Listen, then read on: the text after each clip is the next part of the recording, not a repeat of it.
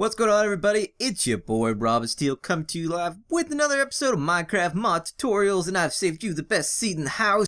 What's going on, everybody? It's your boy Robin Steele coming to you live with a Payday 2 gun overview, and I've saved you the best seat in the house.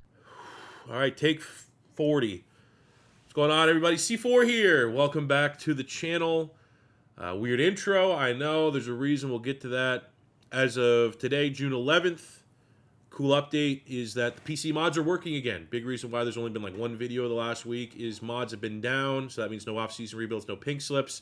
Mods are working now, and that is going to be, for me, a much-needed distraction that I need over the next little bit. So you guys might be getting a rebuild every day, every other day. You know, if you've been here for a long time, the channel, the beginning of this channel, about 15 years ago, I started this YouTube channel with my older brother, Rob, better known as Robin Steele. I don't know if this channel exists without him. Definitely from like a financial standpoint, he bankrolled a lot of the equipment in the earlier days because, you know, I had a crap job. And, you know, we decided to make a go of it. I kind of did sports games. He was more the variety guy on the channel. He'd do like Minecraft mods, which are oftentimes our best performing videos.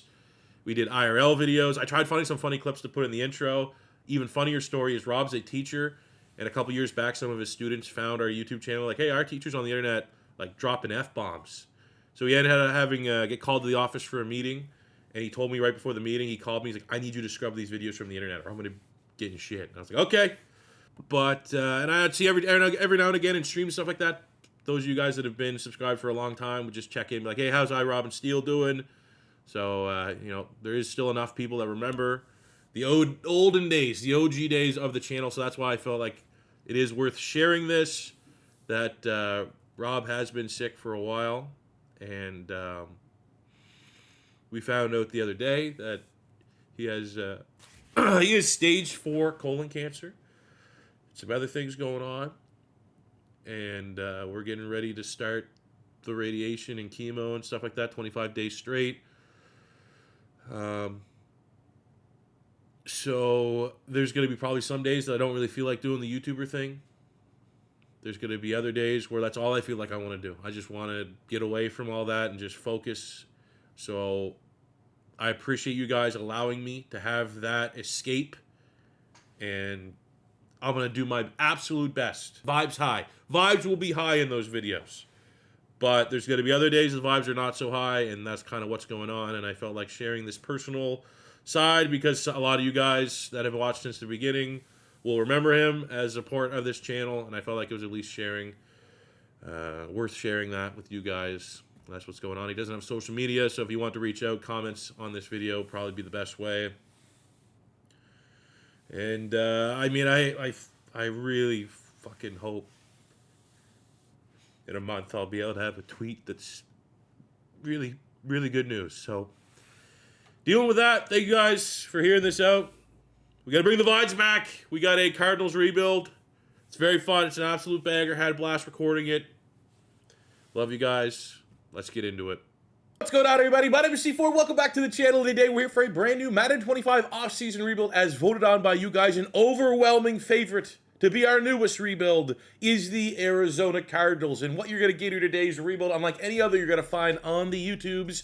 Through the power of PC mods, the ultimate rookie mod, we have the most accurate, up-to-date rosters following free agency and the 2025 NFL draft class. And we are here with a very, very interesting roster in the Arizona Cardinals, who I think a lot of people think are in that purgatory of either they're finally going to put it all together and be pretty good and be a competitor and be a playoff caliber team, or if it's another year of underperforming, maybe it's time to think about, consider fire sale mode. Maybe a different direction at quarterback. Maybe a different direction at head coach. You don't want Murr from Impractical Jokers, you know, coming up with the X's and O's. But I think the big hype for this team, maybe even more so than are we going to get a bounce back year out of the very talented but overshadowed in comparison to other rookie wide receiver last year in Marvin Harrison, like, are we going to get a big bounce back year out of him, is the 2 picks that the Cardinals somehow finessed from the 2025 NFL class. We have both their dev traits unveiled. We have Walter Nolen on the defensive line. Now, I I'm an Eagles fan, so I get probably not everybody that watches my stuff hates it if I always kind of center things and bring things back around to my Eagles. But if you're a Cardinal fan watching this, he was my favorite pick option for the first round. Walter Nolen was the number 1. Jahad Campbell was number 2. And when Walter went pretty early, I was annoyed. Very annoyed. I think there's a very good football player here. We have a 75. We have a player that has a great balance between power and finesse move, a great athlete, just under 300 pounds, 82 speed, 85 acceleration, 83 strength, decent agility, 87 tackle, can block shed. Probably, I'm actually surprised Pursuit's not his highest rated ability. I think that's what pops off the tape. But Walter Nolen is a special player, special athlete, former 5-star, should play like a 5-star in the NFL. And then on top of that, you go Will Johnson, who was certainly in the discussion for best corner in the 2025 NFL class. Now, he slipped to the second round. Questions popped up about the medical, because it wasn't an off-the-field thing, I don't think. I think it was purely tied down to, your classic, like, does he have a knee thing that might be limiting how many years you can play in the NFL? I mean, I'm just speculating at this point. But for him to fall to the second round was every team wanted their team to get Will Johnson. He fell to the Cardinals. And this is a team now with Will Johnson. You had Garrett Williams, who broke out last year as one of PFF's highest graded corners in the nickel. You got a solid veteran in Murphy Bunting, that's disrespectful. A great player in Budda Baker. You throw in a solid player in Thompson. This is like a really good secondary. This is a defense that is solid to good, like a defense that is definitely playoff caliber defense. And it's an offense that, honestly, if Kyler Murray can put it all together and these guys can stay healthy, they have skill players. They have talent. They have a roster that could compete. But if we don't compete, that's going to kind of shift the focus of this rebuild, and we're going to truly go into an all-out rebuild mode. And either scenario, I am fully prepared for, and I can't wait to take you guys along for the ride. So let's take a look at this roster, big picture. Starting on the offense, the offensive line is, well, you got your franchise tackle figured out at Paris Johnson Jr., outside of that, I don't necessarily think we have 4 guys that are going to be here come year 4 or 5 of this rebuild. They're going to be relied upon. Now, you do have the Canadian Isaiah Adams, and being a Canadian in my videos sometimes gets you a little bit of bias, maybe a little bit longer leash in terms of growth and development. But I think for the most part, like, Furl looks solid, but I mean, he's pretty much at his ceiling and as good as he'll ever be.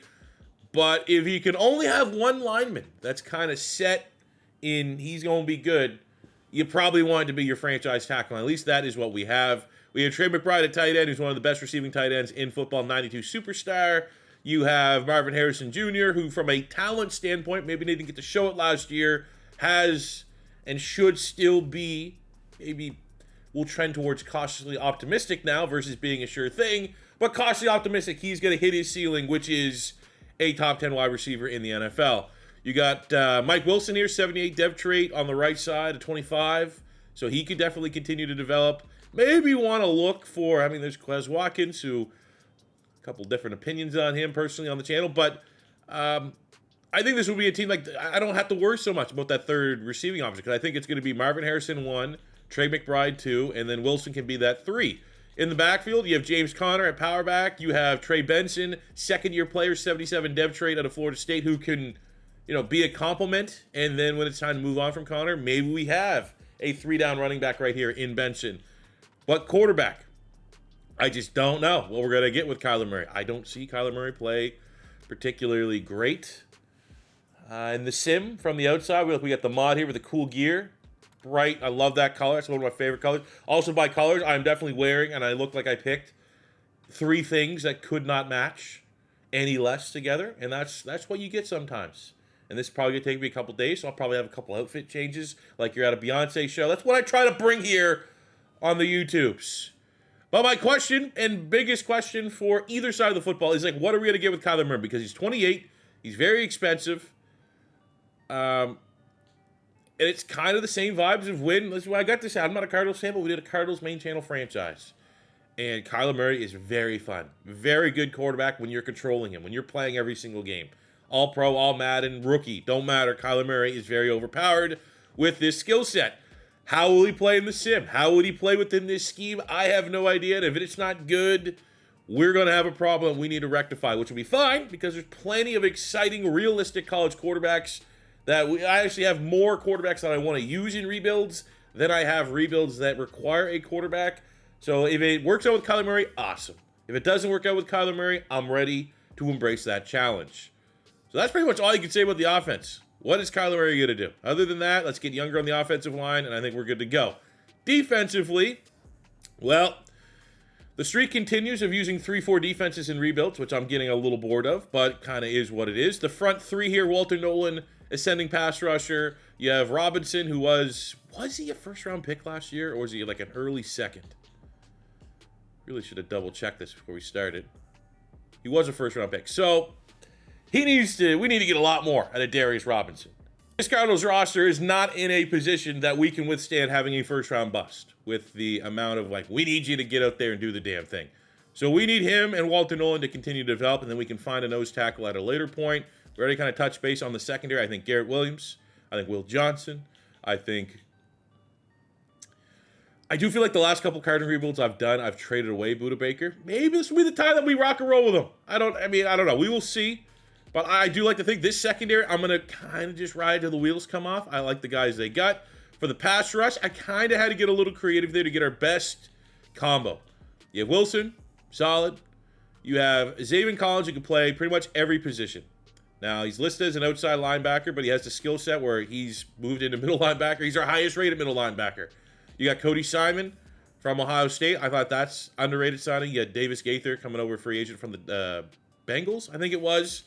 We have a couple solid options, but I think putting Zaven Collins at off-ball linebacker, and that allows us to have Baron Browning, B.J. Ojulari, shout out the real ones. Remember how overpowered we made it? I think I had almost 40 sacks in one season with Ojulari, but he won't start yet. But Baron Browning, you get Josh Sweat from the Philadelphia Eagles. Like that, this is our best combination at linebacker. Will this be a long-term play at linebacker? Josh Sweat's getting pretty close to his ceiling at 28 years old. We may need to refresh this linebacking core sooner than what I would like.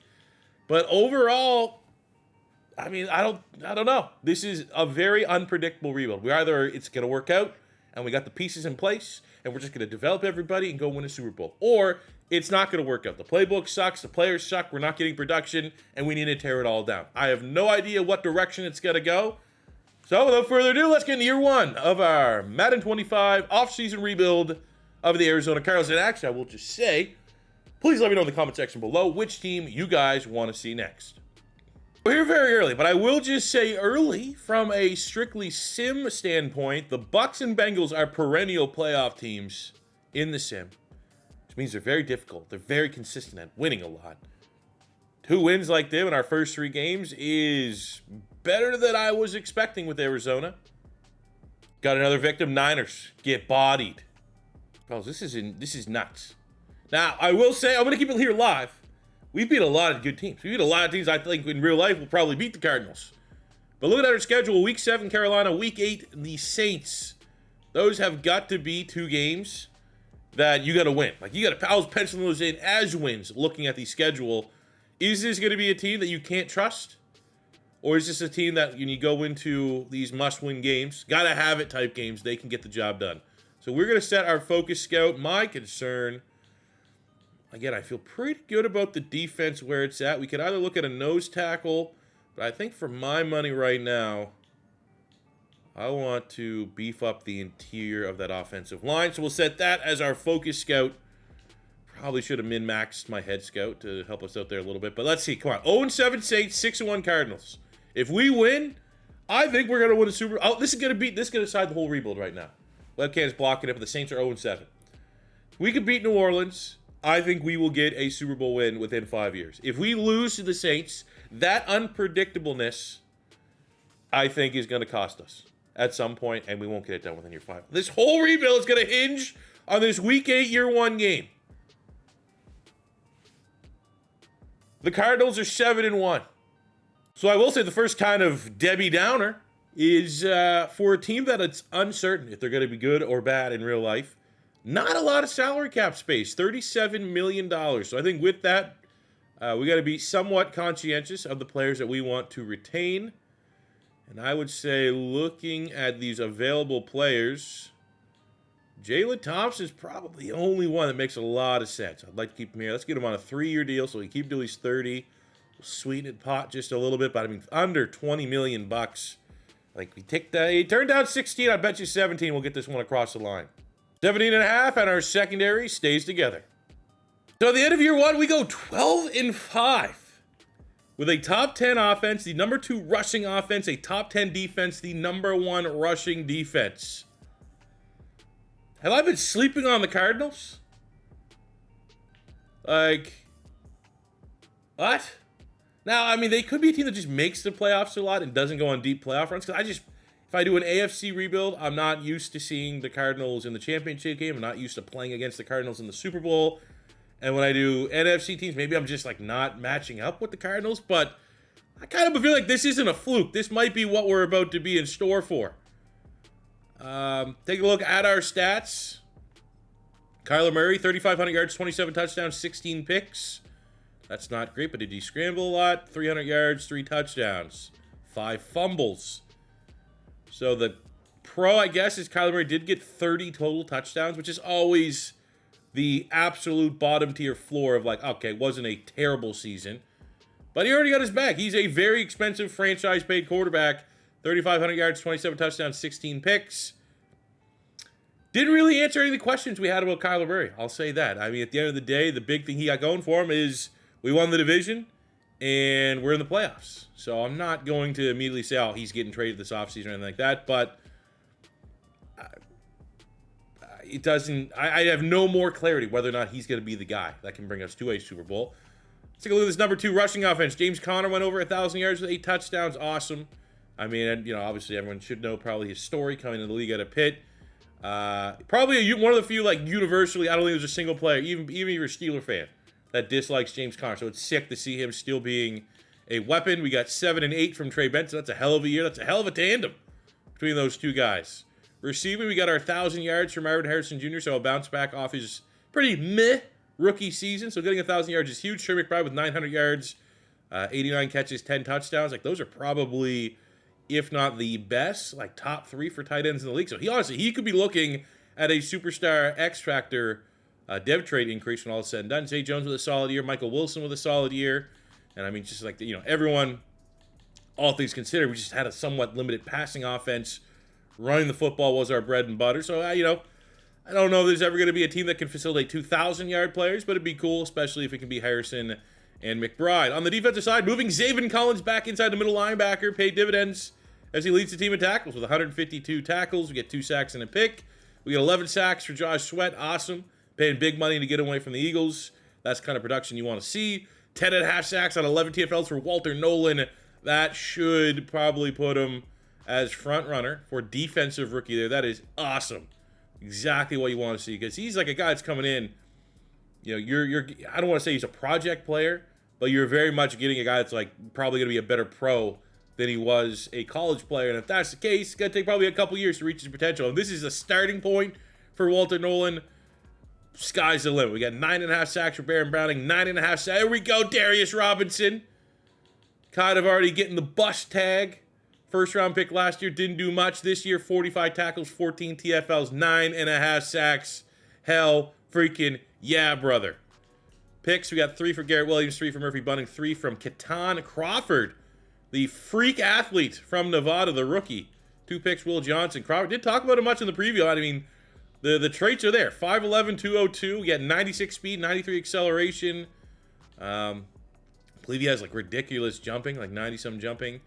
So that is, okay. Interesting development there. I don't know how he got on the field so much. Our only award winner is Murr getting Coach of the Year. Like, that's a lie. Walter Nolen is Defensive Rookie of the Year as well. We have Keaton Crawford coming in at number 5. Will Johnson at number 7. Crawford kind of coming out of nowhere. Okay, interesting. I do feel like we're playing at house money. My expectation here for year 1 for this Cardinals rebuild was to probably miss the playoffs. I'll probably say like 60-40, miss the playoffs. And so, I mean, I'm not going to be overly disappointed if we're 1 and done. We don't have nearly enough game-changing play, it feels like, from the quarterback. Psych. 28. 25, year one. The Arizona Cardinals get their first taste of playoff victory over a divisional rival in the 49ers. Look at that. I mean, just consistent. Niners put on a little bit of push there late. Of course, Kyler Murray played not great, which again is kind of lame. I mean, just so weird. Like, he went 16-18, so 88% completion percentage, and we're just, like, he's just not getting, he's not putting points up on the board. Did get a scrambling touchdown, 2 touchdowns. I mean, this is awesome right here. The 1-2 punch between Benson and Connor. That is our offense right now. Trey McBride, 94 yards, leading the team. Decent showing from Marvin Harrison Jr. Defensively, 1 sack from down. Because look, there's another thing. It's just like, okay, we got this because of our run game. Our defense didn't really play out of their minds. Our quarterback was pretty meh. So shout out James Conner and Trey Benson. With that, we're moving on to the divisional round against the 10-7 Buccaneers, who have a huge advantage. Again, we are very ahead of the process. We're only an 83 overall. Usually, you're not even stiff in the playoffs until you're 85 plus. So we are, let's try to stop our run tape. Now, got a top 10 run defense here in Tampa Bay. I'm sure they're going to try to make us throw the football. They can run the football very well. They have a very good defense. Not a great matchup, let's be honest. But it's also the Bucs, beatable. They're not an unstoppable juggernaut. And here is, for all the success, all the head of schedule-ness that you want to say for this Cardinals team, we just got nothing out of Kyler Murray this whole playoff run. 3 points, dude. Now, our defense did their job. They held them to 13. You should usually be able to score more than 13 points. And then we got Kyler Murray. Yards are fine. No touchdowns in 2 playoff games through the air. 2 picks, no touchdowns. Run game, non-existent. There you go. That was our offense, and we got 31 yards on 20 rushes. That's disgusting. Shout out Harrison, McBride. They did their job. Defensively, shout out Sweat, Robinson, Birch getting involved. But end of the day, that is diabolical. And gives us maybe a clear picture of where we're at. Maybe we need a better offensive line to get these running backs going in the playoffs. Maybe we need to consider options at quarterback on the horizon. But I'm not going to dog him. It's year one. We played better than expected. I'll give Kyler Murray at least 1 more year before we start hitting the panic button. Ooh, baby. Season's end. Get the points rolling in. 3 skill points added to the reigning, defending Defensive Rookie of the Year, Walter Nolen, who has all the makings of just truly a special player. And we get the dev trade increase from star up to a superstar dev. Outside of that, on the offensive side of the ball, we have Trey McBride makes the jump from superstar up to an X Factor, which was expected. And on the defensive side of the ball, we got Walter Nolen as our new superstar dev. We unfortunately lose the superstar dev on Budda Baker. That's why in past rebuilds, I have considered trading him away just because he's at that. His value's never going to be higher. But because we're playing well and we're clearly a playoff team, you're not going to downgrade for the sake of that move. Darius Robinson goes from normal up to a star dev. So that is slowly a reclamation project from a first-round pick that was incredibly underwhelming as a rookie. But I do think going into this offseason, probably a nose tackle is in store. I think you could look at, a linebacker potentially. I think Keaton Crawford, nothing outside of the fact he's a great athlete. I mean, he looked decent, like production-wise and all that stuff. So, maybe we have a young safety that can continue to learn under Budda Baker and maybe be a little bit more of an option. But we need a nose tackle. I think improving the offensive line, we could get a guard, we could get a right tackle. Those should be our priorities. And if somehow, some way, there's a very interesting quarterback, it might not ever be too early to pull the trigger there. But we're going to start the offseason by declining the 5th-year option on our franchise tackle, Paris Johnson Jr., because we're going to get ahead of a pretty substantial contract extension. I'll be shocked if it's $35 million. Call retirement here, a couple OGs. Shout out Calais Campbell, ageless wonder. We have a decent chunk of money, so I would be, silly not to consider maybe we can get our tackle. We need a tackle bad here on the open market. Could look interior offensive line. Not good roles there. And, of course, at tackle, the guy that we like walking, Jonah Williams, is probably the best option in terms of age and upside, which sucks for a front 3 nose tackle.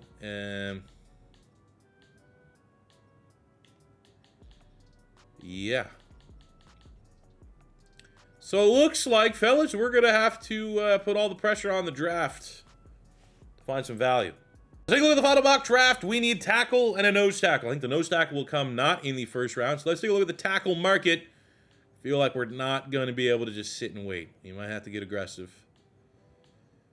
Of course, we made the playoffs, so we're going to have to... We got Isaiah World going at 20. Jennings Dunker at 22. Those are really like where the tackles kind of close out. Wow, the Sims already saying, hey, guys, give up on Kyler Murray. Please, just do it. Okay. So I'm thinking in this situation right here, I mean, all things equal, World and Dunker look the same. Let's see if the board follows this, maybe we'll call the Lions, see if they want to let us come grab a tackle. So the mock draft for the most point has held true. Again, this just hurts future info. Because so many times I fall for the fun, like when the mock draft, final five, mock draft, top five, whatever it is, mock draft 5 gets dropped. It's like 80% of the time, that's the order. And it's the 20% of the time when I get screwed trying to trust it. So either way, board looks good. There's still Jennings Dunker at tackle that we want to leapfrog the Rams for a divisional rival. Let's see what it's going to cost to do business with the Lions. All right, fair value. Costs us our 3rd round pick this year and a 4th round pick next year. Maybe a slight overpay, considering we're only jumping up a couple spots, but it ensures we get exactly what we need, and we're able to keep that 2nd round pick to hopefully find a nose tackle. So at pick 21 in the draft. Ooh, you do have Reed Adams here at guard, which guard is also a position we need, but not as bad as tackle. So we're going to select with an excellent mullet and mustache combo, Jennings Dunker, who has A, run block, B, pass block, probably your classic Iowa lineman, elite change of direction, a solid athlete, bench press kind of sucks. Damn, 45 in true value at 21, but at least he has a dev trade. That's all that matters. The ceiling is going to be there. All right, we wait for our actual pick, 27 in the 2nd round, and we need, well, we could still obviously go guard if there was a BPA at guard. I just don't think that exists at this point. DJ Campbell, yeah, those guys are there. You know, 3rd, 4th rounders, not bad, but we need D lineman. More importantly, a big boy. Oh, no. Well, we have Orange, who I've used before in rebuilds and has a dev trait. We know that. We have Corleone, who I've used before in rebuilds, has a dev trait. Every rebuild is individual of one another. However, I do think I don't love reusing the same players. But I think in this spot, sometimes you just gotta. Sometimes it's the perfect player for your scheme. If you want to do something different, we'd like stretch, maybe something like Jordan Hall, 320 pounds, could do it. C power, C finesse, A block shed. But I think when you pull back the fact that this is clearly the position that we need, and you have, get rid of the name, get rid of the fact that we used him probably, what is it, 2 rebuilds ago? I think we used him in, what rebuild would it have been? Broncos? So the Broncos or Panthers? But if this is just unnamed player with A awareness, which like indicates to me, usually if you have A awareness, you're probably gonna have like, you know, that's gonna boost your rating up a little bit. C power, B finesse move, A tackle, and you're a nose tackle at 320 pounds. That almost ran a sub 540. Yep, every day. So welcome to the team. 50 at 59 with the dev trait, day 1 starter. Next up, looking at just BPA's Darius Taylor from Minnesota.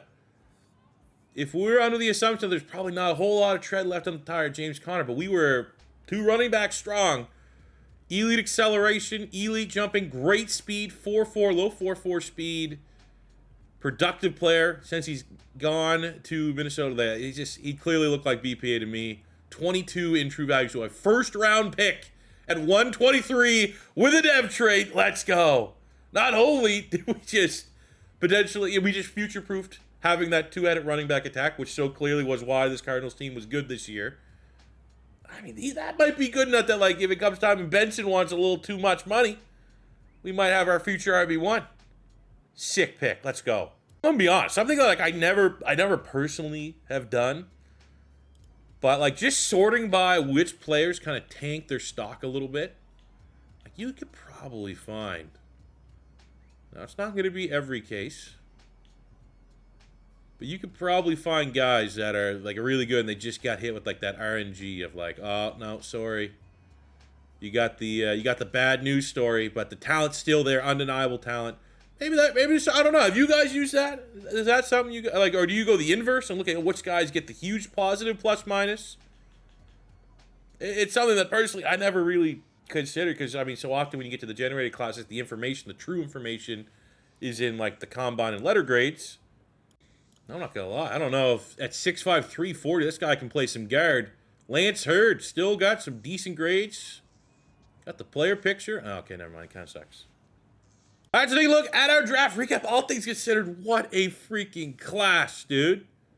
Now, I needed kicker, punter, so I kind of cheesed it. I mean, Thorson's pretty much the punter I always draft. I need a punter. We go Bird Auburn, transferred to Miami, 70. 68 for McCullough, 67 for Hurd. I mean, just depth at that point. But Taylor, 73 dev trade in round 4 was insane value.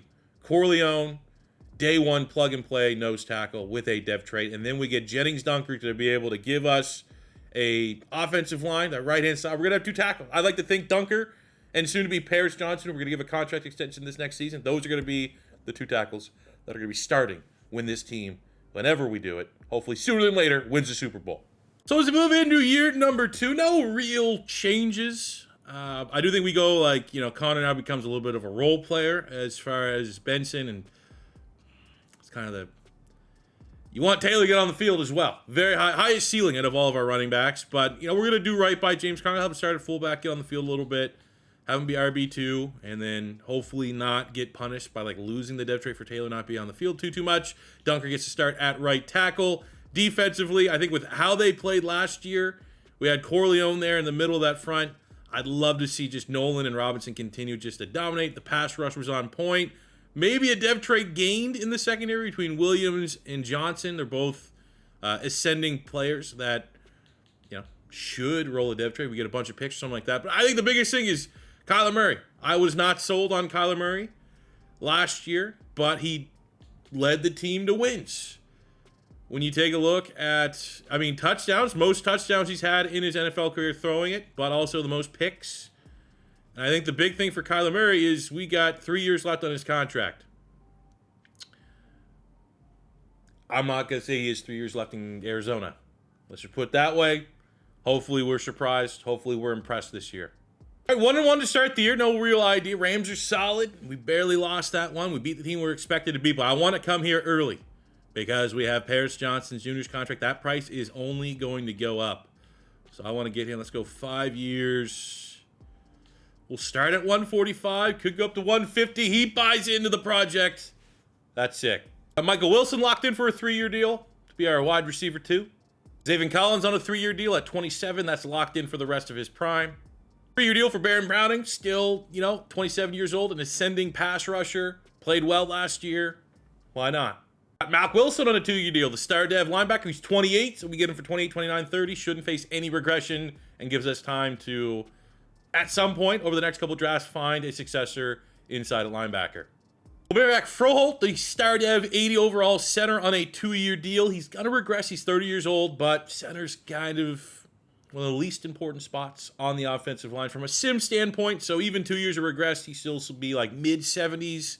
And solid, and just gives us more time. Kick that can down the road to find a successor at center. Garrett Williams locked up on a $56 million deal over 5 seasons, so that's probably up there for contracts for nickel corners. If not, makes him the highest paid one in the league. Till it's time to probably pay Cooper DeJean. Ooh!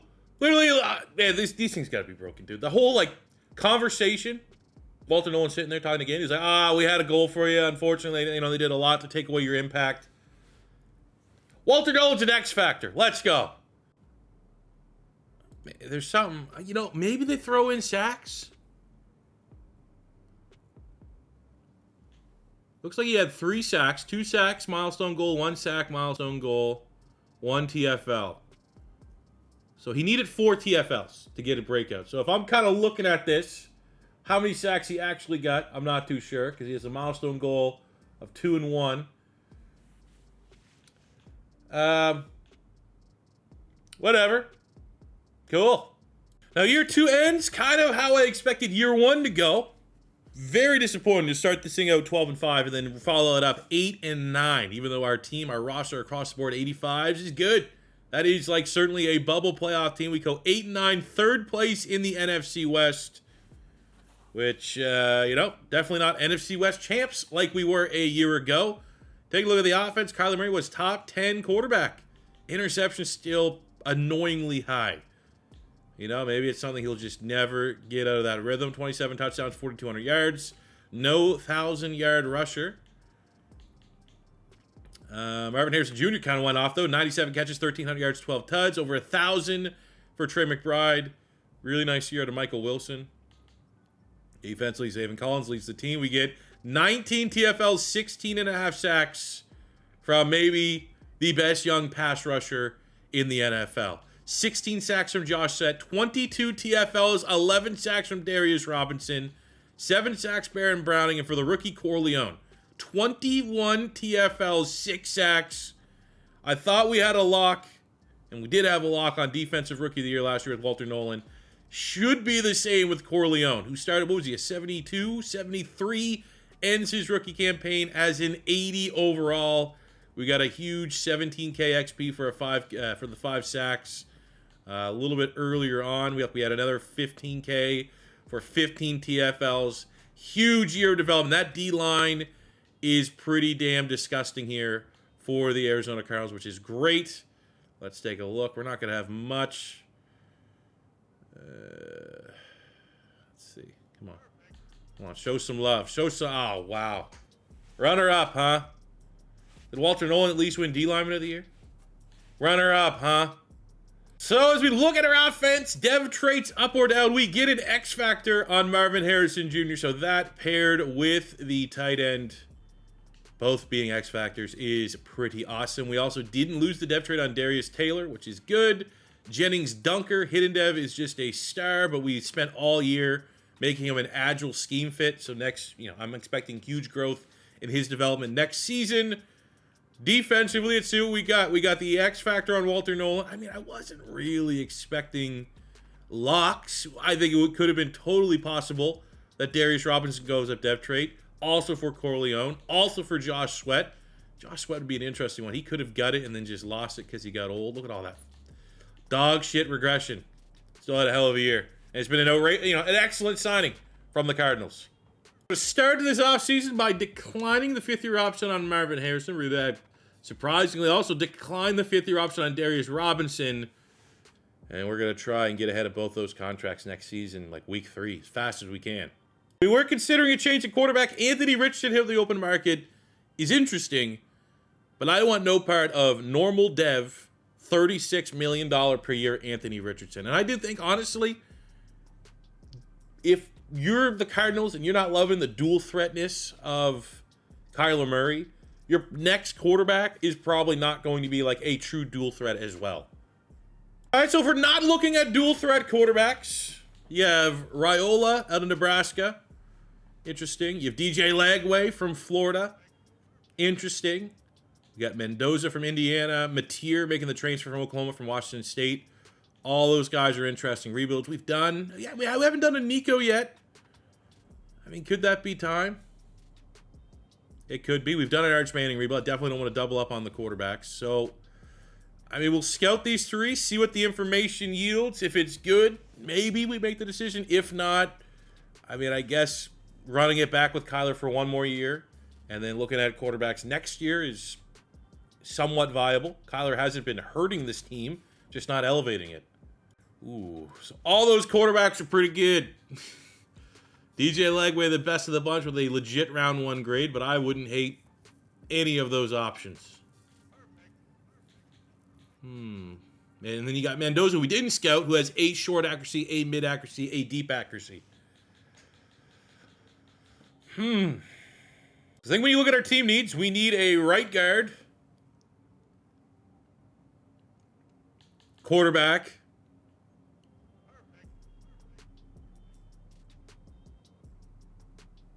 a Josh Sweat successor at edge, maybe, but that's not an immediate need. So, I guess we got to figure out, do we need to trade up for a quarterback if that's going to be the move here? And looking at the most recent mock draft, quarterbacks are free falling. Arch Manning goes 14. So we're going to have the pick of the litter. 16, currently projected to get Nick Harper. That'd be fun. But we have far and away... Dude, can I get those quarterbacks in the second round? Like, is there a scenario here? Is there a first-round guard?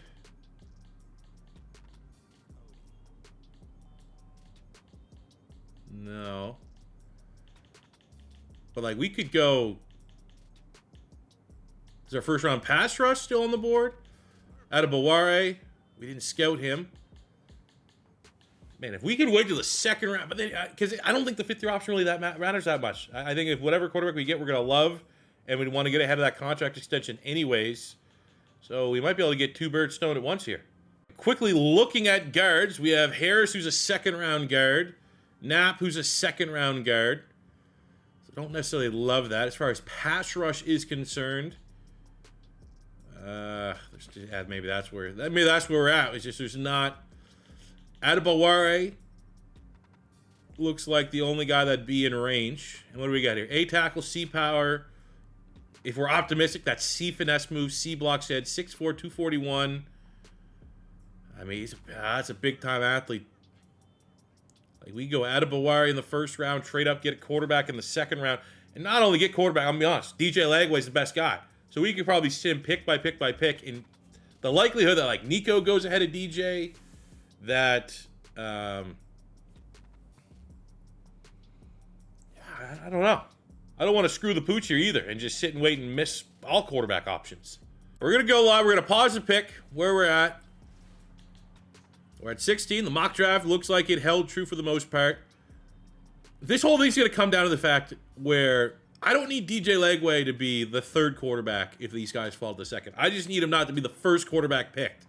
Because that means, like, if all three of them fall to the second round and then Nico or Iola go, then I know, like, there's the drop-off point. We're not going to risk it anymore.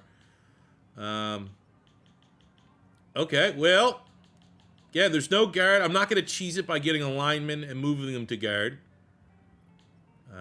So we then look at pass rush. And Adebaware, big-time athlete. I'm very interested there. So I think that's what we do. We go Adebaware here in the first round, trade up, get a quarterback in the second round. This will be the year. 40, and honestly, with the trade, maybe we package our second-round pick with Kyler Murray to move up. But Adebaware, 46 in true value. But you know when you're getting an athlete like that, you just want to chase the dev trade. Fuck, that isn't there. God damn it.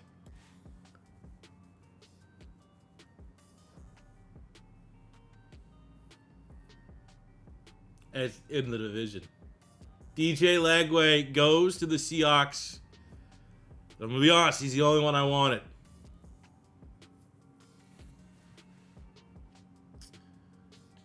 God damn it. God damn it, man. Terrible draft. Sound the alarms. And they all, look at that right there is how I know it wasn't meant to be. DJ Lagway, who should have been the third quarterback, should have. It's my fault for believing it. Goes first. And then look at it perfectly. Raiola goes 2 picks after. Mendoza, who would have been like the ultimate, like, we don't have him, but he looks pretty good, goes. And then right before our pick, Nico goes. So the entire quarterback market dries up, staying at our pick. All due respect to John Mateer, who, I mean, if he has a huge year at Oklahoma, he's probably going to get some more hype around his name. And to top it all off, doing this whole, like, we get the pass rusher and then get a quarterback. We drafted a normal dev pass rusher. Brutal pick, 40th in true value. Unbelievable. All right, so next best pick. I mean, we can get the guard that we wanted. Najee Harris from Florida, a run block. Elite change of direction. Solid bench press with 36 reps. 36 in true value at 48, so there's a value there. And you can tell I didn't make this draft class. It's a Florida Gator with no dev trade. It's a toxic draft. Got to get out of it. So I'm going to trade our best 2 remaining picks, a 3rd and a 5th round this year, for a 3rd and a 4th round next year. We need as much ammunition as possible next year when we trade up for a quarterback. So take a look at our draft recap after trading away most of our day 2 just to get it. I mean, they could have been below 70s. Adebaware is a big time athlete, and plan is to succeed Josh Sweat Harris probably starts as a rookie at left guard, but, you know, very hard to get dev trade increases on guards. Edge rushers, I haven't had a whole luck with, like, edge outside linebackers going up dev trade, so that's pretty brutal draft, all things considered. Missing out on the quarterback, too.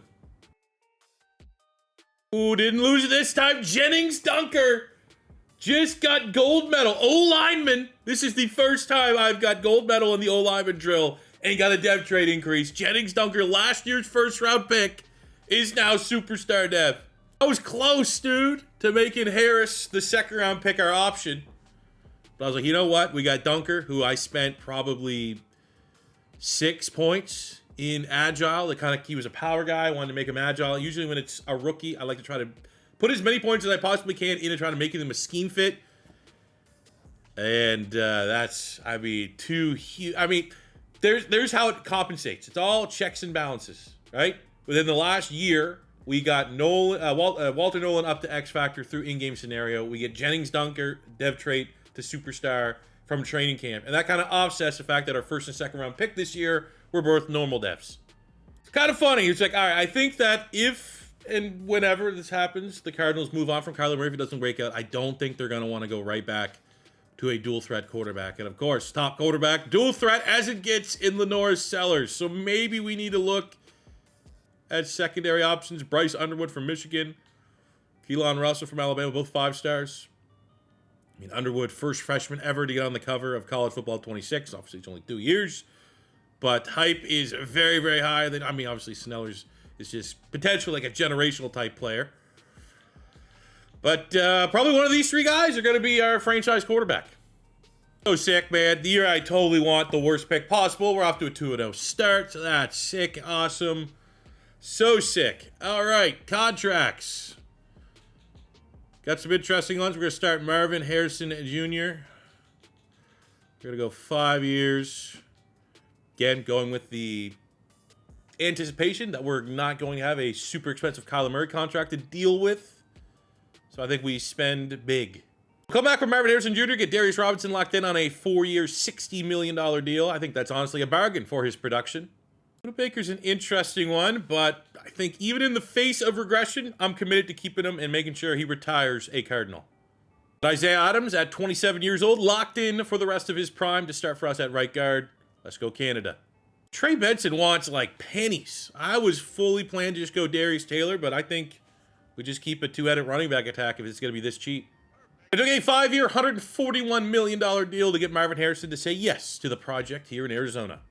So this ends up being a good, not great year. There was multiple ways this year could have been solid. One is we play good. We play back where we were in year 1, where we went 12-5. And all is right in the world. 2 would have been just suck so bad that we'd be in a good spot to draft one of these quarterbacks. Third best kind of option is at least, like, we suck. We probably, let's see, we're 12th in the NFC. So it's, I mean, not going to be a great pick. We'll probably have to trade up. But it's very clear that we have to move on from Kyler Murray now. Everything is, you know, holding pattern. We're 8-9 last year, 7-10 this year. So we're right where we were. No progress. Take a look at the stats. Kyler Murray, 22nd in yards, outside the top 10 in touchdowns, and his interceptions continue to be a problem. So many turnovers. An unacceptable amount of turnovers for a veteran quarterback that's getting paid as much money as he is. We miss James Conner. Our run game, I thought this was actually going to be a pretty sick run offense, and it was year 1, and since then, it's been dog shit. Marvin Harrison Jr. had an insane season, 94 catches, 1,400 yards, 18 touchdowns. He could be Offensive Player of the Year. McBride was solid as well. Wilson's maybe been a little underwhelming as a third option, but our passing offense has been limited, so I'm not going to hold that necessarily against him. Defensively, Zaven Collins leads the team in tackles. We get 12.5 sacks for Walter Nolen, 11.5 for Corleone, 9.5 Aaron Browning, 8 from Josh Sweat, and Darius Robinson continues just to be a monster against the run. We got 2.5 sacks from the first-round pick, Adebaware, who's obviously going to have to wait his time, but eventually will be a starter for us. 6 picks, Max Melton, out of nowhere. Leading the team. That's kind of cool. Didn't get a single award winner, but Marvin Harrison Jr., runner-up to Puka Nacua in both Offensive Player of the Year and Wide Receiver of the Year. Hell of a year. We have a top 10 pick. We pick at 9. And if we're just kind of looking at it, Patriots aren't going to need a quarterback. Falcons, probably not. Dolphins are maybe. Panthers are maybe. Chargers, no. Vikings are a maybe. Saints are a maybe. Titans are a no. So a quarterback could fall into our lap. But I'm going to assume we're not going to be able to stay at 9. We need to get aggressive. Not having DJ Legway 2.0 happen all over again. Take a look at our offense. No dev traits up or down. Everything kind of maintained, which for a down year is acceptable. On the defensive side, I thought Corleone had a good shot of going up dev trait. He did not, but leading the team with 6 picks, Max Melton makes a jump from normal up to a star dev. Contracts, gonna get rid of the, get rid of that option. Get ahead of what is going to be a mega contract extension for the best young pass rusher in the league. And tell me if you've heard this before. Terrible free agency class. Punters are like the best players under 30. So we're good. Take a look at the final mock draft. Devin Sanchez, who's probably a top 5 talent in that class, is gone. DeCorian Moore is a top 5 talent. He's a guy that I have penciled down as like, I want to use him in a rebuild at some point as well. But it looks pretty damn good for the Cardinals to sit and wait for the quarterback of our choice, as it looks right now. And this is a 0% chance that he falls this far. But Lenore Sellers, the top quarterback, is not going till pick 25. So between Sellers, Underwood, Russell, we're going to be able to... Honestly, we might be able to... See, look, this is why we screwed us up last time. I'm taking our quarterback at 9. I'm not going to try to get cute and trade back and all that stuff. We're getting our QB. Hear me out. What if a QB needy team was like, all right, we'll take a veteran. I don't like the rookie class. Maybe there's a reason why these QBs aren't going in the first round. So if I could trade back up to the late first round, send Kyler Murray to Tampa Bay, who has a history of reclamation projects with quarterbacks like Baker Mayfield. I'll throw in my second and third, which is fine because I have 2/3 this year. Could I get back up into the first round? Okay. Maybe we wait for our quarterback. Again, if we're going off this final draft, mock draft, Sellers is the only quarterback going in the first round. We now have picked 28, so there's not just like there's a chance that one of these teams could draft one. So hypothetically speaking, if 28's our quarterback, if Sellers goes there and we go Underwood or Russell at 28, where do we need to go with our actual pick here at number 9? You have Bryce Young at pass rush going at 7. I'm not gonna lie, I kind of want him. Pass rusher. Don't really want a corner. We have Terry Bussey at wide receiver. Is that what we're missing? Are we missing another playmaker? I feel like the answer is probably no, because no matter what, I'm drafting the third option. First option is going to be Harrison. Second option is going to be the tight end. I don't know if the value is necessarily there. I love our corner room. We're deep there. Our front 3 is good. Like, we just need an edge rusher because Baron Browning's pretty much at his ceiling. We had the regression of Josh Sweat. We missed as far as upside is concerned on Adebawari last year, even though I think he could start and develop nicely. So this is like one of those deals. I mean, maybe we call Atlanta. Bryce Young would be a hell of a get. Let's see what we can do. If he's still on the board at 7, we'll pick up the phone. We had to throw in our 3rd and 4th round pick this year to move up 2 spots in the first round, and that will allow us to get a bona fide round 1 pass rusher here in Bryce Young. A power, A tackle, A block shed, C finesse, 6'6", 260. Elite's the absolute stud. Number 9 in true value at 7. Dev trait. God damn, man. That guy is a beast. Now let's get our quarterback and have the greatest draft maybe of all of our offseason rebuilds so far combined. The mock draft held true. I mean, I was just waiting. If Sellers didn't go to the Jags, that's when it would have been like, okay, it's hitting the fan. But at pick 28, we did our homework on the quarterbacks. Russell's a 2nd, 3rd round talent. Levitt's a 2nd, 3rd round talent. Some value here maybe a little later on. Julian Sayin. You got Juju Lewis going to Colorado. A couple other options late, but it is very clear. We are going to go with the number 1 high school recruit from last year. We have Bryce Underwood. A short, A throw under pressure, B medium, B deep, 6'4", 205. Dual threat, but not, Kyler Murray was like 4.3 speed dual threat. He's 4.5 speed dual threat. Great throw power. Wish that was elite.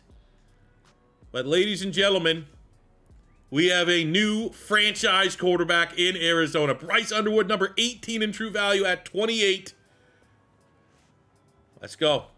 Have a little speed here. Aiden Mizell from the Florida Gators ran a 4.24.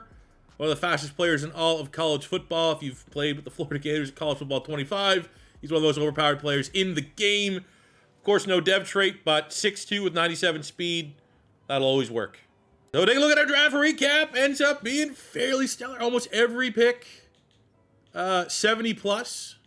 Mizell 70, 75 for Underwood with the dev trait, 76 for Bryce Young with the dev trait. This is when we turn it around. This is when the rebuild from year, I mean, I don't know if we're going to be able to get it in the traditional 5 years, because now we only have 2 years as we're kind of hitting our little bit of a reset. But I'm cautiously optimistic that this is the beginning of building a Super Bowl champion here in Arizona. Oh my God, it needs to be said. There's a chance. Oh my God. I've got gold. Everyone knows my struggle with gold medal here. I see the comments always trying to walk me through. I've got gold medal in this drill, probably no less than, like, the over-under's 5. And in his first ever, Bryce Underwood is like, hey, boss, don't worry about it. Gold medal. We got to see Underwood in a training camp. Now it's time to see how he handles his NFL debut on the road against the Atlanta Falcons. Battle of the Birds.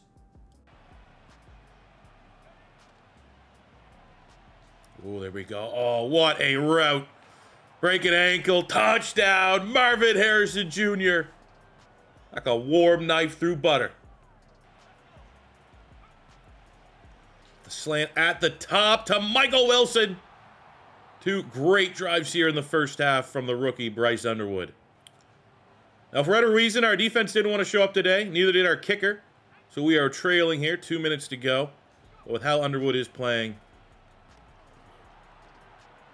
come on. I mean, he does have some dual threat to his game while not a true dual threat. Oh, Jesus. Gets hit with the Farouk spine buster. But we're in a great spot to get more points for the end of the first half. But we got these Cardinals fans saying, Kyler Murray, who? So we'll do the closest thing we got, and that is just run straight ahead with our big quarterback. Let's go, man. What a beast. Special player. Go to a high low, man. This is, our defense is terrible. They're over 400 yards allowed halfway through the third. Not good. We're going to go right here to Michael Wilson. Forgotten name. Everyone thinks it's got to be McBride. It's got to be Marvin Harrison Jr. But Michael Wilson is as solid as they come. Second touchdown of the game. Armtown we got, man. Can we get Mizell beat? The rookie speedster out of Florida. Oh, that's on a throw. Oh, he got it. He's on his feet. And there's too much. 90, I don't know, what is it, 97 speed, 98 speed. The shot play that the Cardinals haven't had. They thought they were going to get it. A career out of it for Hollywood Brown. Didn't work out. Whether we get that Florida Gator speed on an absolute duck. Thrown up by Underwood. Underthrown. Breaks a tackle on Jesse Bates. And you can't teach speed. It was a 3rd and 10. 5 touchdowns total. And counting for... Oh, let's go. Man, I'm going to get that jump. I'm going to get that jump one of these plays. Look at that showing through the air from Underwood. Not perfect by any means, but pretty damn close. Come on, QB power here. Keep with the QB power. It worked last time. About 216 again with how our defense is playing. Inspired. They said, we sucked. We'll give you one good drive because look at this rookie quarterback. We can't spoil it. And in his NFL debut, Bryce Underwood, incredible. Outduels Michael Penix and the Falcons on the road. 6 total touchdowns. And I thought maybe there's a chance that week 1, just us playing, is going to be his biggest game all season. We've seen that before. Nope. We're 3-1, just beat the Saints 35 points, and it's Underwood with a Player of the Week performance. He's universally good. User and sim, it's a complete package. Sometimes all you need is a quarterback to be the missing piece to hit the ground running. Now, it's very early. We're only through 5 weeks, but we are 4-1 with the number 2 offense in the NFL. Pass, run is on point. Defense, mixed bag, but we have found out pretty good news. well, in one regard, is that Underwood is a superstar dev out the gate. We're going to put the C on his chest. He is firmly our franchise quarterback of the future. Now, slight bummer is we also found out the dev trade of Bryce Young, who, looked on paper to be maybe the best edge rusher in this class. He's only a star, which is kind of unfortunate, but, Walter Nolen had to do that long grind as a star, kind of underwhelming, and he popped off to an X Factor. Maybe Bryce Young could add his name to that list. Take a look at some contracts here. $175 million. And there's a lot of players that we want to keep. I do think we are kind of at a pivotal point where a lot of old heads, man, a lot of dudes that we probably should be moving on from. We got Will Johnson here. We'll get him locked in for a 3-year, fairly reasonable play. It's been whelming, to say the least.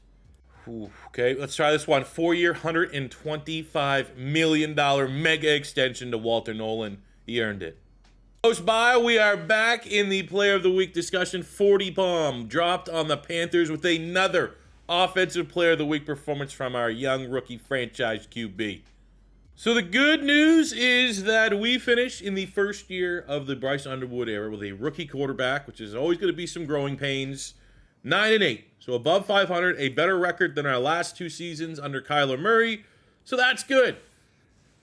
We were 9-4. We lost our last 4 games in a row, where if we literally won one of them, we're in the playoffs. Now, the games were tough in a way. We lost to the Niners, who won the division. We lost to the Eagles, who were a 12-win team. And, there was no real, embarrassing losses, but one win, we're in the playoffs. And we are still, regardless of the context of our quarterback and your growing pains, yada, yada, yada, we're still an 88 overall team. We're one of the more talented rosters in the NFC, and 9-8 is definitely, even with context, underwhelming. Bryce Underwood, however, was spectacular, leading the NFL in touchdowns with 34. 10 picks, not bad. 4,200 yards, very good. As a scrambler, throws in another 250 and 4. So we have, it's year 1. We've seen, maybe not huge swings in Kyler Murray's play if we're using that as the previous benchmark. So I'm optimistic this is going to be what he is as a quarterback who has a superstar dev with this production. Probably should win Offensive Rookie of the Year. Could be flirting with an X Factor dev trait come season's end. And then that means just sky's the limit for how far this franchise goes. Benson goes over 1,000 yards. Great 1-2 punch with Darius Taylor. From a receiving standpoint, we get our 2,000-yard receivers, 1,300 yards, 14 touchdowns for Marvin Harrison Jr., 11 and 10 for the tight end McBride. Wilson was solid. Decent, numbers there from the rookie Mizell. Almost 600 yards and 3 touchdowns. Defensively, tackles on point. We got 17 sacks for Walter Nolen. 21 TFLs, 10 sacks for Corleone. Darius Robinson, very productive season. And the rookie Bryce Young, not too shabby. I think all things considered, 68 tackles, 10 TFLs, 4.5 sacks for a rookie pass rusher is, I would like to say probably the floor. But it's not a dirty floor. It's a kind of shiny floor. That thing just got waxed. What? Mason Graham wins the MVP, and Bryce Underwood comes number 2? But what? Okay, that checks out.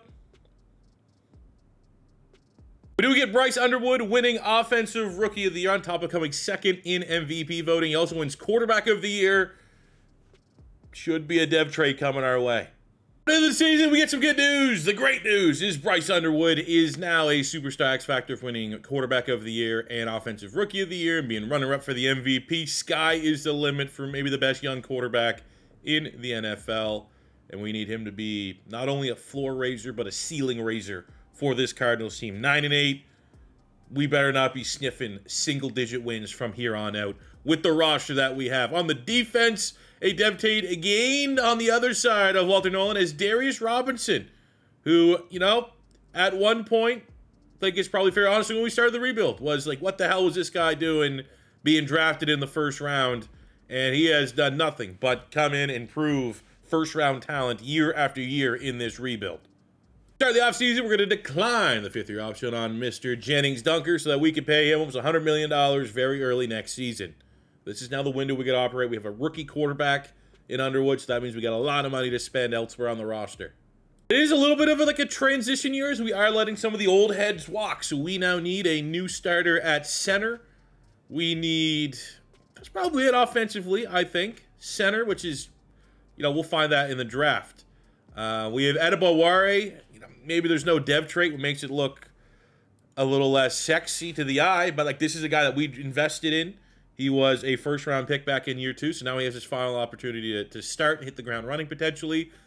As much as Papa was an absolute beast for us back when we did a main channel Cardinals franchise, probably need to find another linebacker, and Collins is roughly at his ceiling.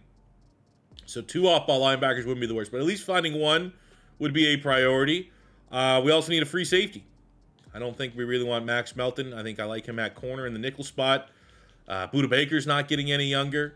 So I would say free safety, off-ball linebacker, and center are our big needs. And we have a lot of money, so if we get a good role in free agency, we'll be active there. I'm not just going to strictly rely on the draft for those. All right, so starting at free agency at center, there is Jared Wilson, the very athletic center from Georgia. However, it's not cheap, $5 million. We need off-ball linebacker.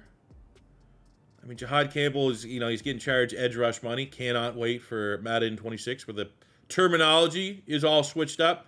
As far as off-ball line, we have Drew Sanders, Cherokee. Again, like one of those ones where like you probably just look towards the draft at this point. Which sucks, but it is what it is. What about free safeties? Just I'll take even a strong safety that I can move. We got 33 years old, 31 years old. Then you're down to 73 overall. Derwin James is there. But I just literally said, like, hey, maybe we want to get younger than Budda Baker. And just a brutal role for free agency. We're trying to do our homework as best I can at those 3 positions in the draft. We have Bush, who's a second, third round pick. First, second round talent. Kind of want that because, that'd be a day 1 setter. He has B pass block, B run block. So not elite, but that's probably a guy that's like low, mid 70s. Might roll a dev trade. Went after Callaway as well. Not as good of information. As far as off-ball linebackers, was kind of in a weird spot where I just didn't really want to spend my minutes. Or focus scouting on guys who are going to be day 3. I'd rather just, gamble and just draft the best athlete. But look what we found. I need safety. And we got Bryce Jennings, a top 5 talent at safety. I saw that he had B-man, A-zone. Everything else was question marks. That's all I need to see. I'm not seeing literally anybody else that has a remotely comparable skill set. You're going to get guys that have BC at best and Whitaker, BDs, and all that different stuff. We didn't make the playoffs. Our picks, we need this guy. Bryce Jennings at a TCU. Top 5, A-zone, B-tackle, B-man, C hit power. Combined with elite speed, strength, agility, great acceleration. First in the 40-yard dash, 3-cone, and 20-yard shuttle. How expensive is it going to be to get you, sir?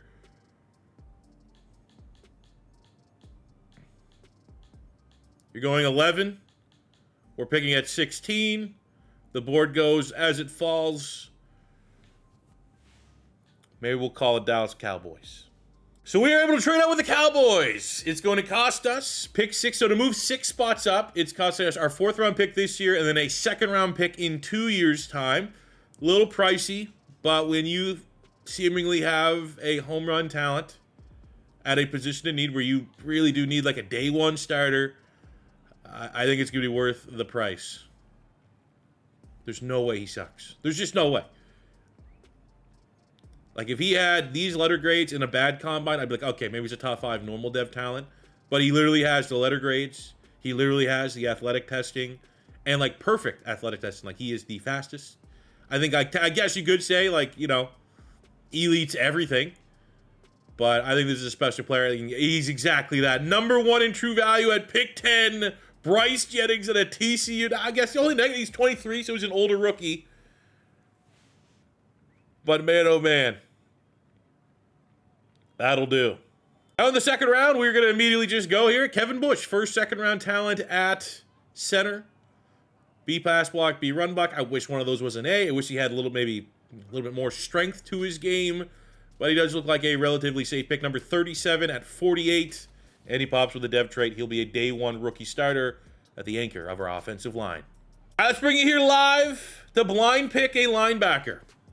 See if we can find some magic here together. We have Joel Rout, Good letter grades, 8 pursuit, tackle, zone coverage, combine, relative because he's getting compared against edge rushers, but he has elite acceleration, great speed. Okay, I don't hate it. On the other side, again, compared to like edge rushers, you have Jacobs, who has the combine, the testing, elite speed, change of direction, acceleration, 4.5 speed. I like the sound of that. Got Evans here from Washington State. Good letter grades. Combine not as good. And then on the inside, what do we got? We have Clark. Ooh, not great tackling. Aikens looks a little bit better. What's the coverage? I'm a sucker for coverage, and he has A-zone coverage. So I think it probably between these two. Aikens, real nice letter grades. Combine, there you go. There's the thing that's sticking out like a sore thumb. 4.7 speed. We have Andrew Clark here from the U. Pure cover guy with 4.47.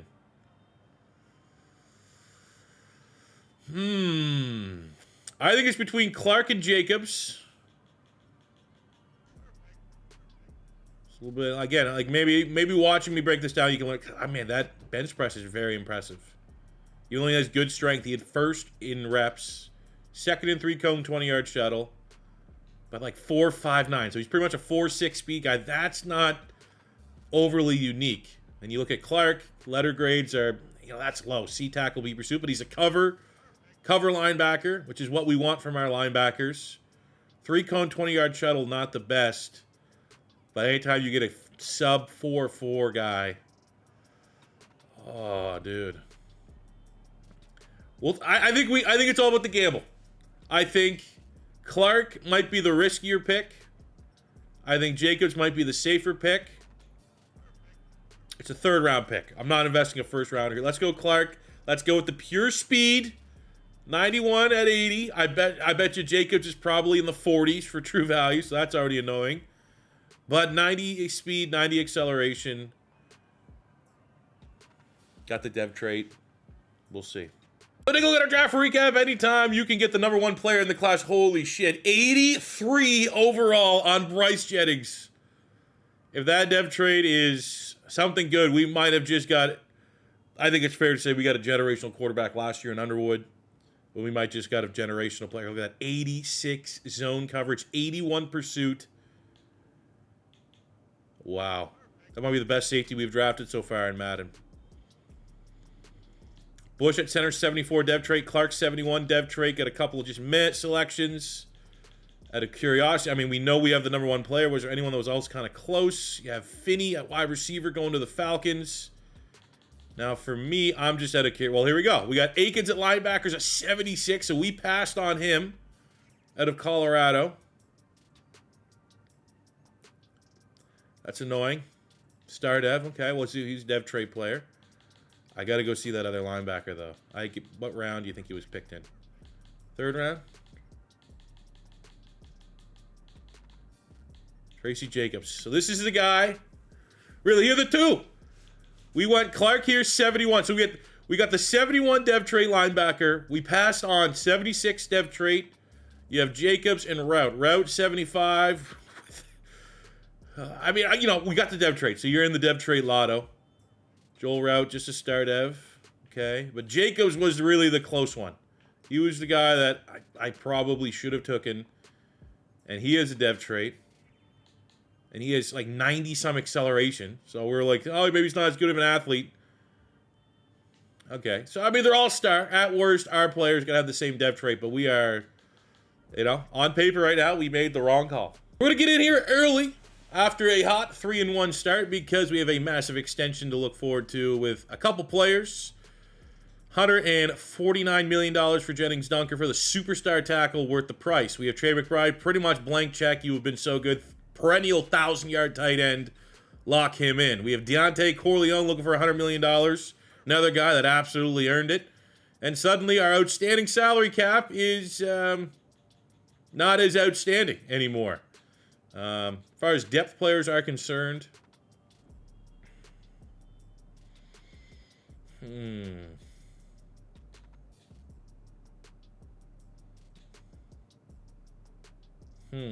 I do like the 1-2 punch of Darius Taylor and Benson. Very reasonable contract. I do think Michael Wilson continue to be like a viable third option, not overly expensive. And I think in Zaven Collins' case, just another, it's only 1 year. I could still target a linebacker sooner rather than later. Just gives us cover in case we don't get that linebacker role in the draft. We have 3 rookies with dev traits. Bush at center, day 1 starter with the star dev. Okay, pretty rare to get much better dev trait than that on a lineman. But on the defensive side of the ball, ladies and gentlemen, Clark at linebacker. Pure speed is the only reason why we drafted him. Superstar dev trait. And at free safety, Bryce Jennings is a generational prospect. Halfway through his rookie campaign, already up to an 85 superstar X Factor. And at the end of year 5, we finish with a 13-4 record with our 89 overall squad. Look at the rankings. Number 2 offense, number 2 defense. We win the NFC West for the second time in this rebuild, the first time since year number 1, which is, to this point, been an absolute healthy year of a season. Year 1, we went 12-5, won the NFC West. Since then, it's been a 3-year drought. Year 4 of that downswing. We're back on the up here in year 5 total with a 13-4 record, NFC West championship. Not good enough to have a tiebreaker over the Eagles. I think we lost to the Eagles in the regular season. It's actually right before that LA Rams game there on the top. So, they earned it at the end of the day. Take a look at our stats. Bryce Underwood. Damn, man. 34 touchdowns was good enough to be first. He still finishes top 5 this year. Shaved off a pick. Got about 300 more passing yards. Gave up lost a little bit as a scrambler, but, we pay Benson and Taylor a very fine wage to be our 1-2 punch. Underwood's kind of more of a bonus as far as scrambling is concerned. We get 3,000-yard receivers. Marvin Harrison Jr., 12-13, 12-9 for Trey McBride, over 1,000 for Michael Wilson. Decent season from Mizell. Defensively, got a bunch of tackle machines. 21.5 sacks for Walter Nolen on 20 TFLs. Darius Robinson, a beast. Adebawari, a beast. Corleone, a beast. And Bryce Young still trying to find his footing here a little bit. 4 picks, Buda Baker. 3 from Max Melton. 2 from Will Johnson. 1 from Garrett Williams. Now, definitely a little bit of a bummer that Jennings, our X Factor at safety, did not get a pick.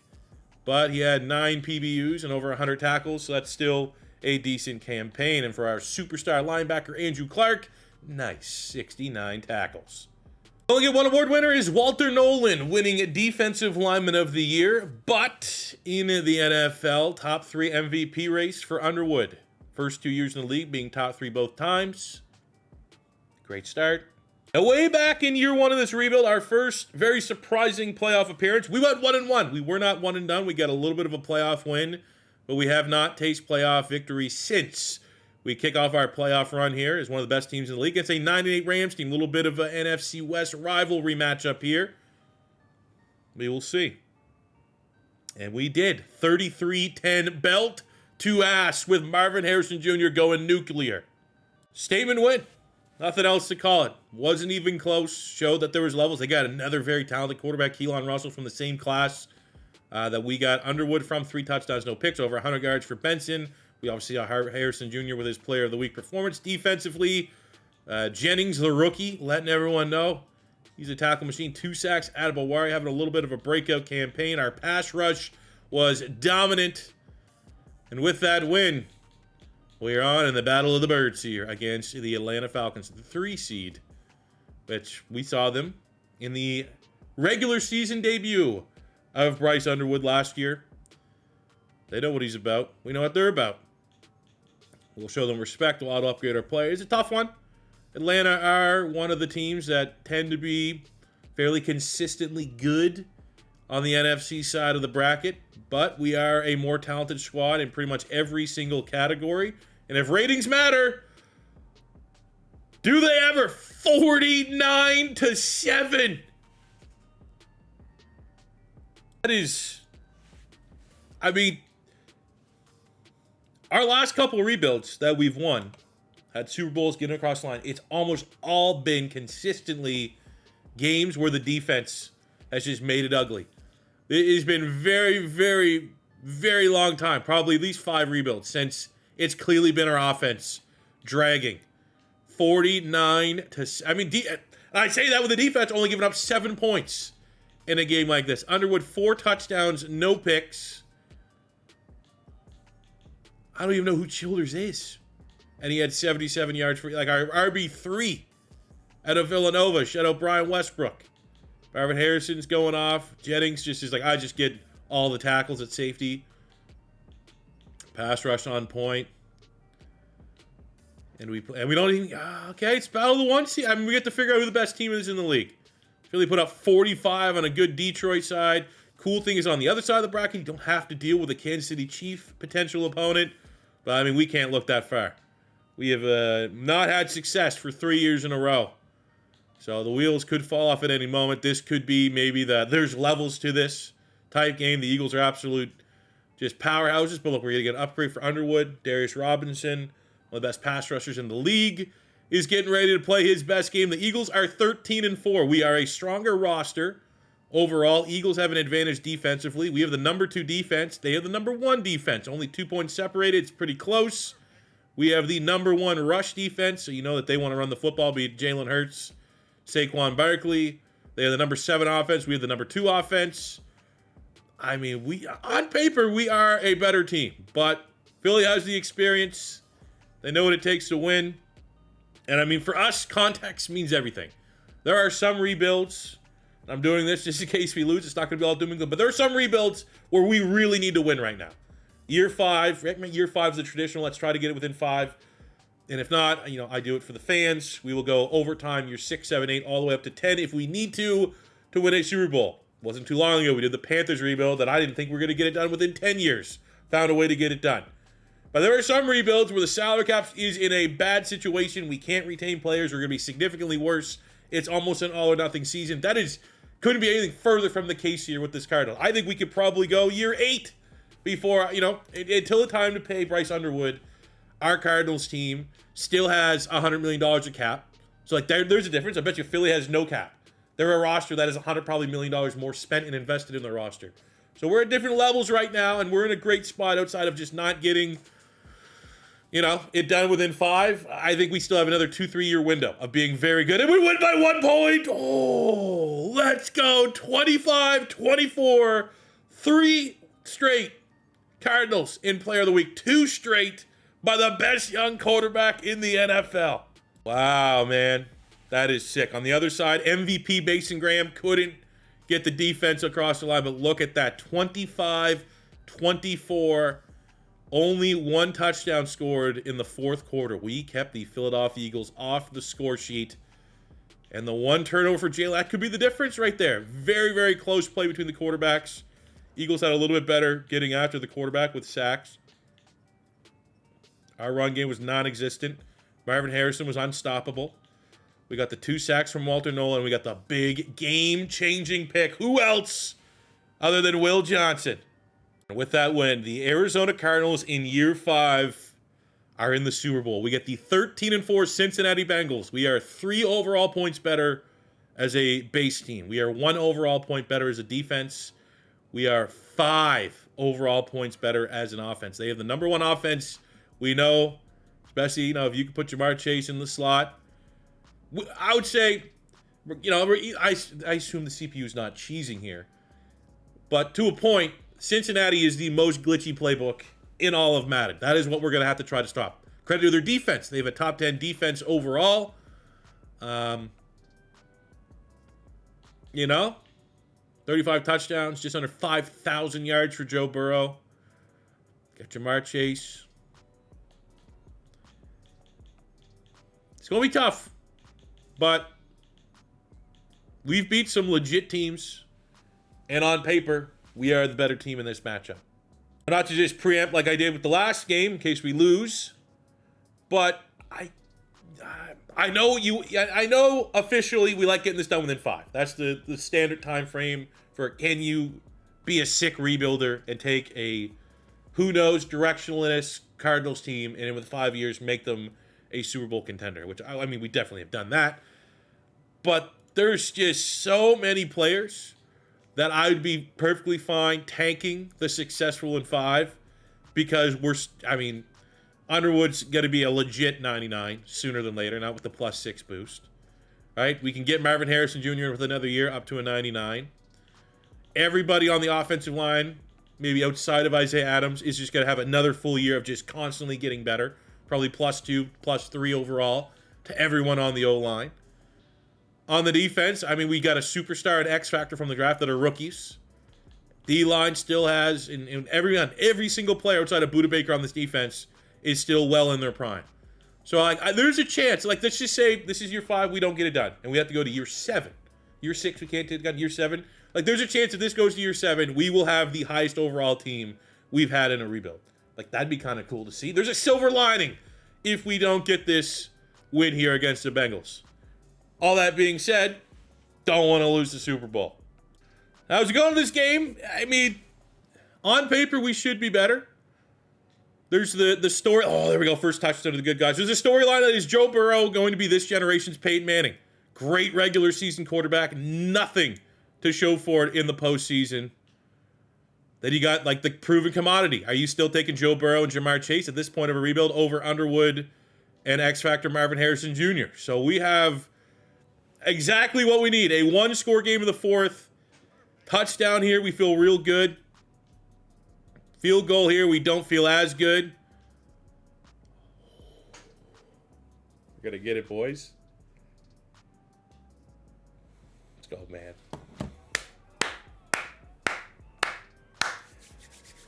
I mean, hell yeah. And I will share with something at the end of this, in case you were hoping for extra seasons, that I potentially, if things go to plan, will be doing. But as it stands right there, after 5 seasons of just a weird rebuild, year 1 we go 12-5, win the division. Probably the unlikely dark horse to make the playoffs with Kyler Murray. Then we have 2 straight years of just terribleness.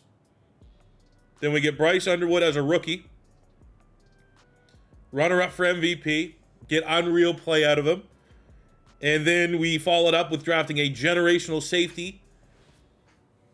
And we win the Super Bowl within year 5. Now, we got to find our MVP here. Bryce Underwood, not a great showing.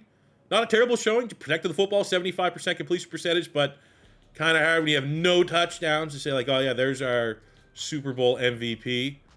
Trey Benson, 82 yards and a touchdown. That's looking pretty good. Zaven Collins, 7 tackles, TFL, and a sack. I mean, honestly, Trey Benson's probably our MVP. So as always, when we want to round out a rebuild, I like to take a look at the stats, career stats of what our featured players were able to achieve within the 5 years of this rebuild. We're at 8,600 yards passing for Underwood in 2 years, 68 touchdowns to 19 picks. An incredible talent. What a pick. Running the ball, we got just under 5,000 yards, 29 touchdowns, and a Super Bowl MVP for Trey Benson. Him and Darius Taylor were a great 1-2 punch in the backfield. We get 7,400 yards, 47 touchdowns for Trey McBride. Some of the best production we've seen out of a tight end in a rebuild. 7,300 yards, 71 touchdowns for Marvin Harrison Jr. Bounced back from a IRL, kind of disappointing, whelming at best rookie campaign to be the player that he needed to be. Michael Wilson was a great role player as well throughout this rebuild. Defensively, Budda Baker, 1,500 tackles, a Cardinal legend. We got 1,000 on the dot from Zaven Collins, 78.5 sacks from Walter Nolen, who became maybe the best pass rusher the Cardinals have ever seen, and there's been some pretty damn good ones. 46.5 sacks from Darius Robinson. I'm not going to say, okay, let's rephrase that. I don't want to say beat off the bus tag. He broke away from the bus tags with just awesome talent. 39 sacks, Brian Browning. 34.5 from Dante Corleone. We got 15 picks, Budda Baker. 13, Garrett Williams. Double digits for both Max Melton and Will Johnson. There you have it, fellas. 5 years, the Cardinals get the job done and win a Super Bowl. Now, I said I might have something a little bit for you if you're kind of like me, where it's like, man, what if we could have went a couple more years? I've been potentially planning something to kind of finish and cap off our Madden 25 franchise rebuild season.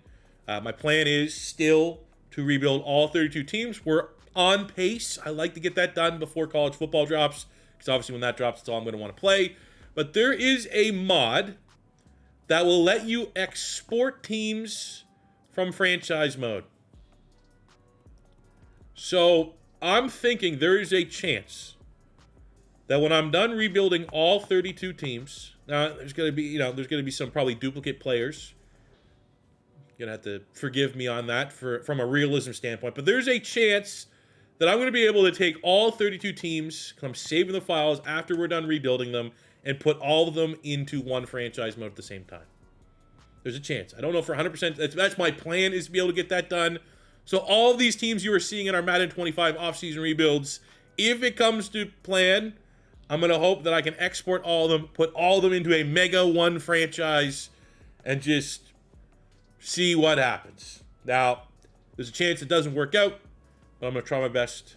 And I think teams like this Arizona Cardinal team, they're going to be absolute problems if we can kind of do that all-star rebuild. But that will do for me today, guys. Thank you very much for watching. You know, kind of start out the video on a low note. I did want to share that information with you guys. This video took forever to make because it started before the PC mods blew up, finished. You know, after I got absolutely just devastating news. But today was awesome. I'm going to say today was great. I've been down the dumps for a while. Now I got back into, you know, finishing out this rebuild, and I didn't think about it once, which I don't know. That's probably, maybe that's selfish to say, but for 4 hours this afternoon, just one with franchise mode, just one with the rebuild, and I definitely needed that. So thank you guys very much for support. Thanks for all the love. Very much appreciate it. You guys know that. And honestly, I'm recording another rebuild now. So thank you guys very much for watching. If it's your first time stopping by, don't be afraid to hit that subscribe button as we are gearing up for College Football 26 and Madden 26 season. You're not going to want to miss out on any of the fire content that we have dropping on the way. Thank you guys very much for watching. And until next time, it's your boy C4 saying peace. I love you. Have a good one.